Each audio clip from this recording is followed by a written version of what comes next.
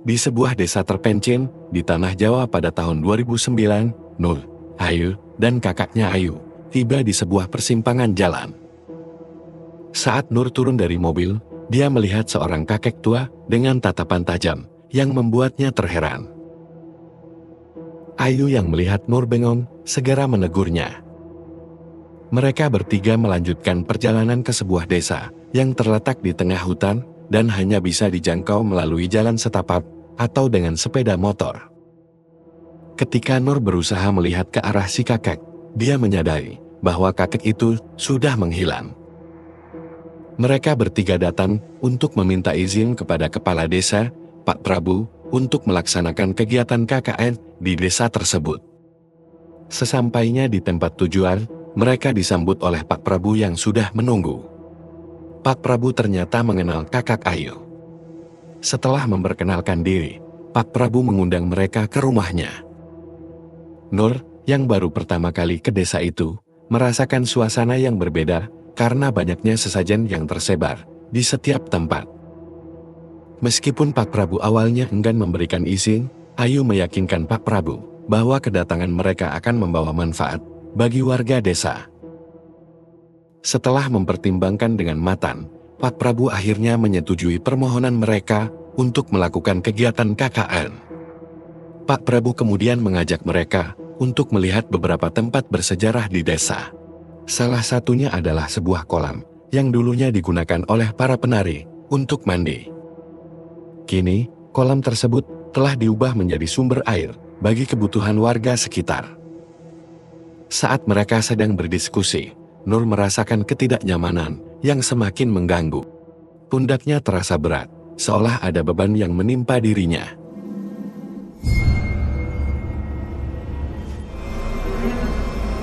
Beberapa minggu kemudian, Nur dan Ayu kembali ke desa dengan teman-temannya, Bima, Widya, Wahyu, dan Anton. Mereka berenam yang akan melakukan KKR di desa penari. Dalam perjalanan menuju desa, mereka menggunakan sepeda motor. Widya, yang berada di posisi paling belakang, tiba-tiba mendengar suara gamelan. Anehnya, mereka berada di tengah hutan, tanpa rumah, atau orang lain di sekitarnya. Saat Widya memeriksa sekeliling, dia melihat seorang wanita berpakaian adat Jawa, seperti Sindan. Wanita itu berdiri menatapnya, dengan tatapan yang penuh misteri. Sesampainya di desa, Pak Prabu mengajak mereka untuk berkeliling, sambil memperkenalkan kehidupan sehari-hari warga. Desa penari memang benar-benar terpencil, karena bahkan listrik pun belum ada. Widya menanyakan kepada Pak Prabu tentang suara gamelan yang dia dengar selama perjalanan.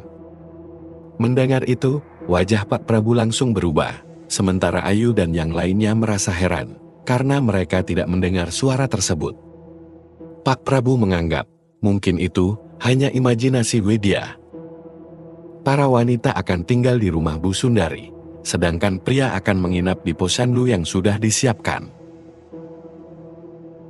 Saat malam hari, Widya yang tidak bisa tidur merasa ketakutan saat melihat bayangan hitam duduk di dekat Nur yang sedang tidur.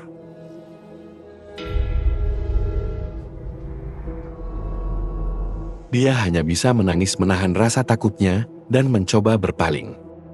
Bayangan hitam itu ternyata adalah jin penjaga Nur yang selalu menyertainya. Keesokan harinya, Pak Prabu membawa mereka berkeliling desa, menjelaskan bahwa warga masih menganut kepercayaan kuno dan melakukan ritual sesajen kepada leluhur. Nur terlihat semakin murung, dan dia kembali melihat sosok hitam besar dengan mata merah yang menatapnya. Di desa ini, setiap kuburan ditutupi kain hitam, menandakan bahwa kuburan tersebut belum genap 10 tahun. Saat hampir pingsan, Bima membawa Nur kembali ke rumah Bu Sundari, sementara yang lainnya melanjutkan kegiatan KKN dengan Pak Prabu. Di salah satu ujung desa, Widya melihat sebuah gapura yang membatasi wilayah desa dan jalan menuju hutan. Pak Prabu memperingatkan mereka untuk tidak mendekat, apalagi memasuki hutan, karena ada tempat sakral yang disebut tapak tilas. Nur terbangun di dalam hutan dan melihat sosok genderuwo yang sering mengikutinya. Dia terus berusaha berlari untuk menghindarinya. Dan ternyata itu hanyalah mimpi buruk. Saat makan, Ayu terang-terangan mengaku bahwa dia suka pada Bima. Dia bertanya kepada Nur, apakah Bima masih single. Pagi harinya, Nur dan Widya merasa ragu saat akan mandi, karena melihat kamar mandi yang agak menyeramkan. Nur akan mandi lebih dulu, namun dia merasakan kehadiran sosok yang terus memperhatikannya. Merasakan firasat buruk, Nur memutuskan untuk tidak mandi. Tetapi saat akan keluar, pintu kamar mandi tiba-tiba terkunci. Widya yang berada di luar tidak mendengar teriakan Nur dan malah mendengar suara gamelan dari dalam kamar mandi. Nur yang ketakutan hanya bisa duduk di lantai, berdoa dan menutup mata.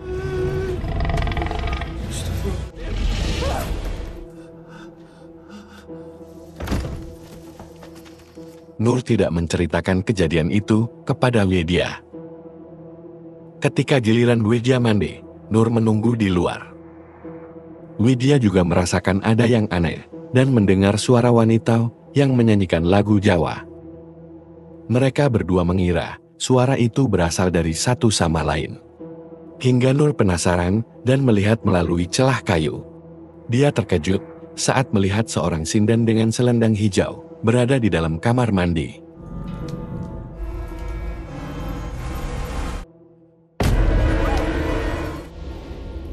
Keduanya sama-sama ketakutan, tetapi memilih untuk berpura-pura tidak tahu dan tidak membagikan pengalaman mereka. Malam itu, Pak Prabu mengunjungi Mbah Buyut, sesepuh desa yang bijaksana. Mbah Buyut menyajikan 3 gelas kopi hitam, dan Pak Prabu merasa heran. Ia bertanya untuk siapa gelas kopi yang ketiga, tetapi Mbah Buyut hanya terdiam. Tak lama kemudian, Nur datang menemui Pak Prabu. Mbah Buyut sudah mengetahui akan kedatangan Nur dan juga tahu tentang jin penjaga yang ada di balik Nur. Nur mengeluh kepada Pak Prabu tentang sosok hitam besar yang terus menghantui dirinya. Namun, Mbah Buyut memotong pembicaraan dan menawarkan kopi kepada Nur. Meskipun Nur tidak biasa minum kopi, Mbah Buyut memaksanya untuk mencobanya. Anehnya, kopi tersebut terasa sangat enak, tanpa rasa pahit. Mbah Buyut kemudian menjelaskan bahwa sosok hitam besar yang menghantui Nur adalah penghuni desa dari bangsa jin, dan makhluk itu marah karena keberadaan jin penjaga di tubuh Nur.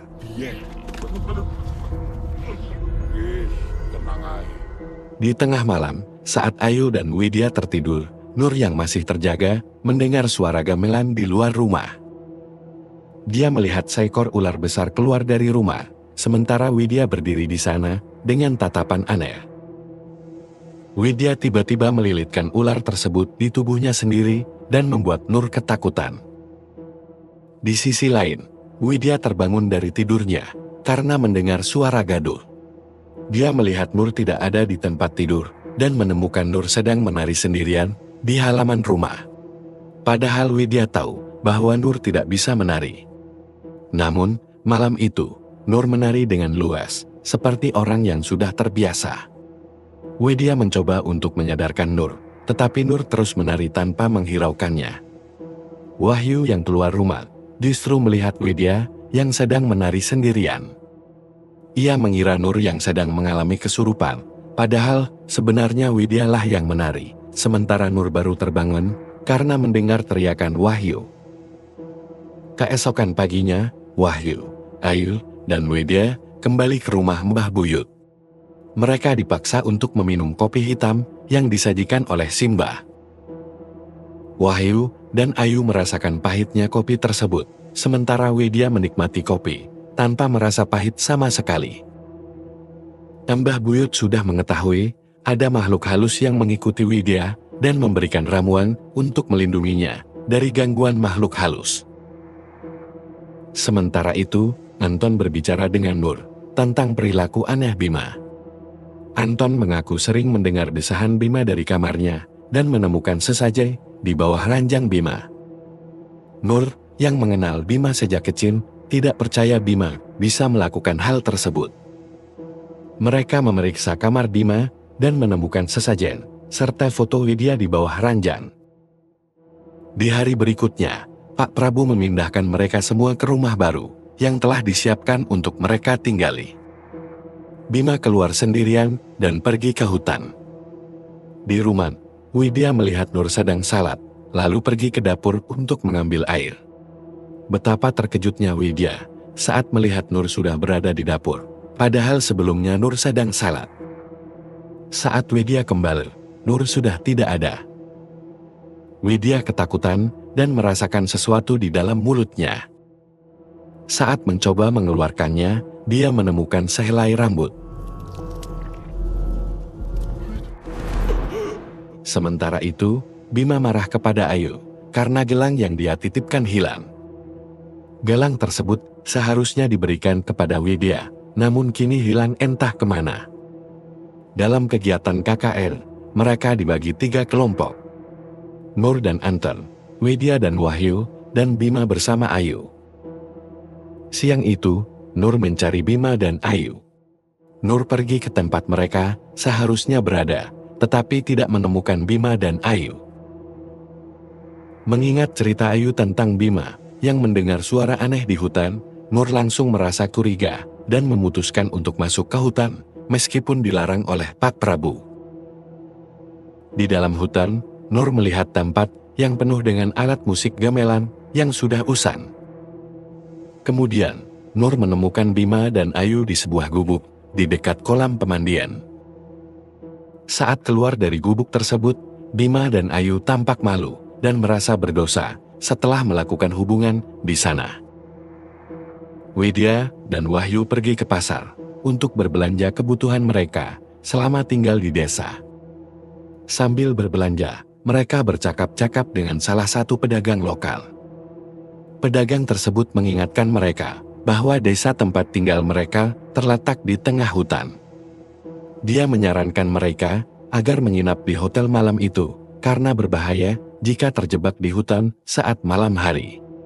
Namun, karena tidak ada opsi lain, Wahyu dan Widya memilih untuk pulang.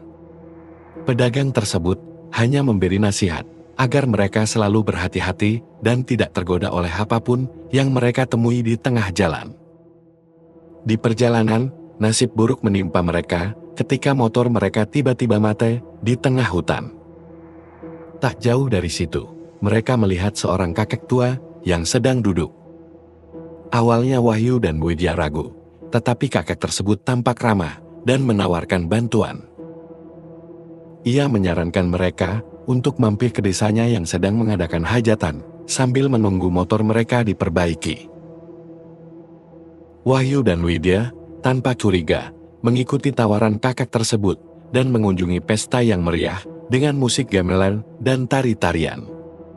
Namun, suasana pesta berubah mencekam, ketika seorang sinden cantik menari di depan mereka, dan menatap Widya dengan tajam. Widya merasa sangat ketakutan dan mendesak Wahyu untuk segera pergi. Kakek itu kembali muncul dan mengatakan bahwa motor mereka sudah selesai diperbaiki. Ia menyarankan Wahyu untuk membawa pulang makanan dari pesta. Wahyu tampak seperti kesurupan, mengambil semua makanan yang ada di meja. Saat mereka hendak pergi, pesta tiba-tiba berhenti dan semua tamu memandang mereka dengan tatapan kosong.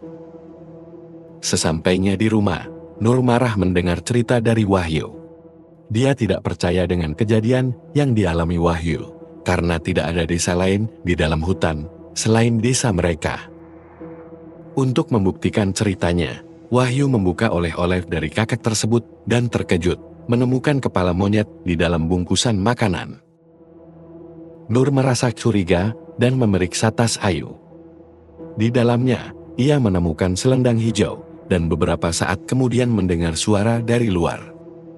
Ternyata itu adalah Badarawi, makhluk jahat yang menyerupai Widya dan mengancam Nur untuk tidak ikut campur dalam urusan Ayu dan Bima. Badarawi memperingatkan Nur agar tidak berani melawan jika tidak ingin terluka.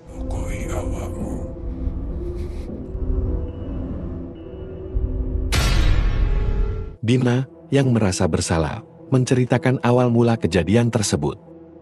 Ia mengaku telah bermimpi melihat Widya diselimuti ular, dan mendapat arahan dari Badara Wuhi, yang mengaku bernama Dau. Dau berjanji akan menyelamatkan Widya, dan memberikan apa yang Bima inginkan, jika dia menuruti permintaannya. Dau meminta Bima untuk mengambil gelang di hutan, dan memberikannya kepada Widya, serta menemui Dau setiap malam, untuk berhubungan. Namun, tanpa disadari, Bima telah terjerumus ke dalam perangkap jin. Nur menemukan gelang dan selendang hijau di dalam tas Widya. Nur lalu menemui Ayu untuk meminta penjelasan. Ayu akhirnya mengaku bahwa Bima yang menyuruhnya memberikan gelang tersebut kepada Widya. Namun, Ayu tidak melakukannya dan malah menyimpan gelang itu. Kemudian, Ayu didatangi oleh wanita berpakaian sinden yang memaksanya memasukkan gelang ke dalam tas Widya sebagai imbalan untuk mendapatkan selendang hijau untuk mengikat Bima.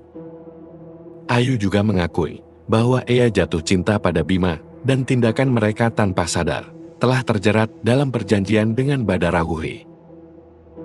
Di suatu malam, ketika semua orang tertidur lelap, Widya terbangun dan melihat Bima keluar dengan membawa obor. Widya mengikuti Bima ke dalam hutan dan menuju tapak tilas. Namun, Widya kehilangan jejak Bima dan menemukan sebuah gubuk yang pintunya terkunci. Dengan rasa penasaran, Widya mencoba melihat melalui celah dinding kayu dan terkejut melihat Bima sedang bersetubuh dengan Badara Wuhi yang memperlihatkan wujud aslinya. Widya terdiam ketakutan dan tiba-tiba dikejutkan oleh kehadiran kakek yang pernah ditemuinya di hutan. Ternyata, Widya kini berada di tengah komunitas bangsa jin yang mendiami desa tersebut. Badara Wuhi mengatakan bahwa Widya telah ditunggu untuk dijadikan Dau baru. Di sini ayo dong. Sementara itu, Nur yang menyadari Widya tidak ada di kamar, mencoba membangunkan Ayu. Tapi kemudian, Nur melihat Ayu dengan mata yang melotot, tanpa bisa berkedip. Nur kemudian berteriak untuk meminta bantuan. Widya, yang terjebak dengan Badara Wuhi, dipaksa menari di hadapan mereka. Di tengah kekacauan, Widya melihat Ayu, yang kini berpakaian sinden, dan menari di hadapan Badara Wuhi.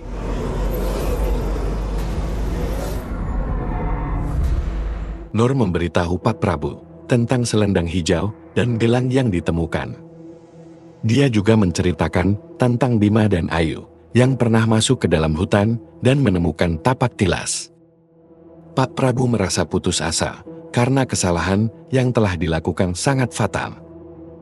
Ia memerintahkan warganya untuk mencari Bima di hutan. Mbah Buyut menjelaskan bahwa Badara Wuhi adalah jin yang menguasai desa tersebut. Gelang itu hanya bisa dipakai oleh Dau, seorang penari yang dipilih oleh Badara Wuhi. Sementara selendang hijau berfungsi untuk memikat orang yang diinginkan. Nur meminta bantuan Mbah Buyut untuk menolong Ayu dan Bima. Namun Mbah Buyut mengungkapkan bahwa sukma mereka telah ditahan di dimensi jin dan tidak bisa diselamatkan lagi.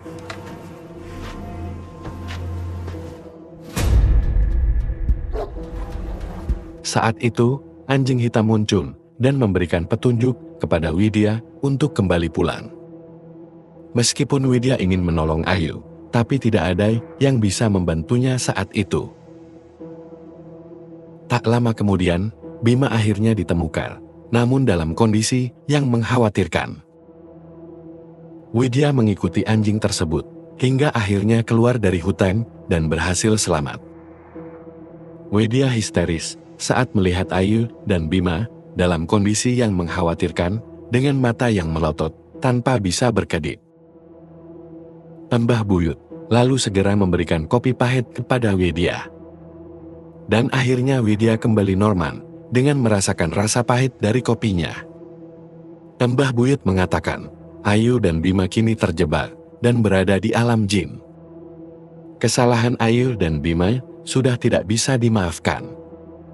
Bima dijadikan pendamping oleh Badara Wuhi, sedangkan Ayu dijadikan seorang penari. Ayu akan terus-menerus menari tanpa henti hingga dia meninggal. Mereka berempat akhirnya pulang dan meninggalkan Ayu dan Bima di desa itu. Bima meninggal 4 hari setelah kepulangan mereka, diikuti oleh Ayu yang meninggal 3 bulan kemudian. Dan film pun selesai.